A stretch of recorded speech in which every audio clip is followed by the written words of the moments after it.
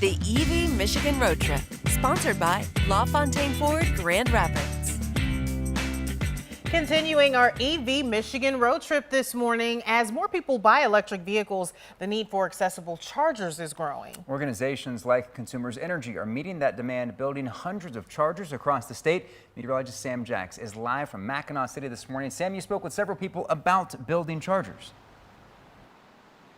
Yeah, Jay, Emily, on a federal level, the Department of Transportation gave Michigan $110 million for electric vehicle charging alone. And Governor Gretchen Whitmer's office has given out more than $500,000 in grants to organizations creating EV infrastructure.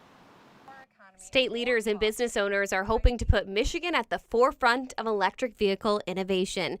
And as the state that put the world on wheels, the task isn't anything new. But to make those changes and meet growing EV demands, the electric grid will need updating. Our state's aging grid infrastructure, faced with more frequent and severe storm events, requires us to put grid reliability and safety at the top of our list of priorities. Innovative companies like eCamion are overcoming limitations to our electric grid by building battery energy storage systems.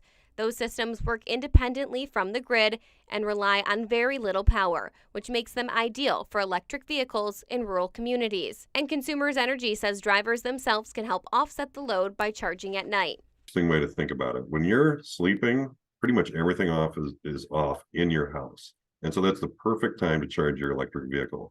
And so if we start at the home level and we think about that and build up, that's where the vast majority of charging happens, and it makes it really much easier for the grid to handle the additional load growth from electric vehicles. While there are ways to lessen the burden on the electric grid, Consumers Energy and DTE Energy will both need to upgrade their systems to meet future demand. This is an energy transition, and people will be using more electricity with electric vehicles. But as we look at that adoption, that's going to happen over 10 to 15 years. And that's very easy for us to handle with load growth. And it's also much easier for us to handle with existing infrastructure if we get people charging overnight.